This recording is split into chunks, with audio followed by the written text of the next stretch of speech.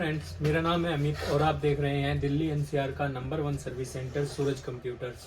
आज हम आपको कुछ बातें बताते हैं कि जो हमने ऑब्जर्व किया है कि हमें कस्टमर को बतानी चाहिए।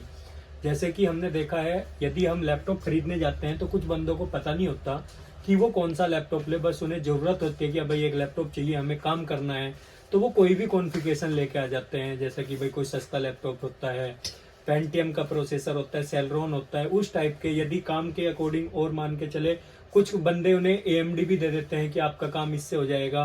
तो इस प्रकार कुछ बंदे ऐसे होते हैं जो नहीं समझ पाते कि उन्हें क्या कॉन्फ़िगरेशन लेनी चाहिए।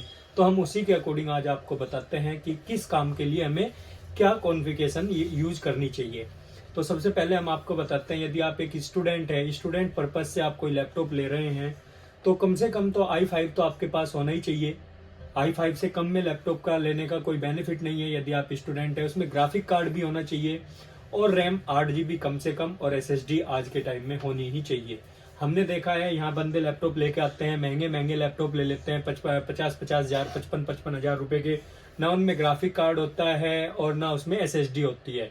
तो ये सब चीजें जो हमें देखनी होती है, सबसे पहले कि हमें ग्राफिक कार्ड होना चाहिए। आजकल की मशीनों में ग्राफिक कार्ड जरूर होना चाहिए, क्योंकि ये मशीन जो होती है जीपीयू और सीपीयू के साथ उनका जो इंटरनल प्रोसेसर जो आजकल आ रहे हैं, सब इंटरनल प्रोसेसर आ रहे हैं, उनकी थोड़ी लाइफ कम होती है। इसलिए ग्राफिक के साथ हमें मशीन लेनी चाहिए। एसएसडी हमें इसलिए लेनी चाहिए क्योंकि हमारी विंडो 10 जो होती है, बहुत ही हिडन फाइल उसमें चलती है, बहुत हैवी होती है। हार्ड डिस्क पे वो आपके सिस्टम को थोड़े समय बाद स्लो कर देगी, इसलिए हमें एसएसडी लेनी चाहिए।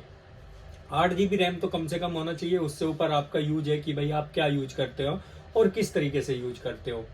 यदि आप एक डॉक्टर हैं और डॉक्टर पर्पज लाइन से आपको कोई लैपटॉप चाहिए, तो आप i3 प्रोसेसर भी यूज कर सकते हैं।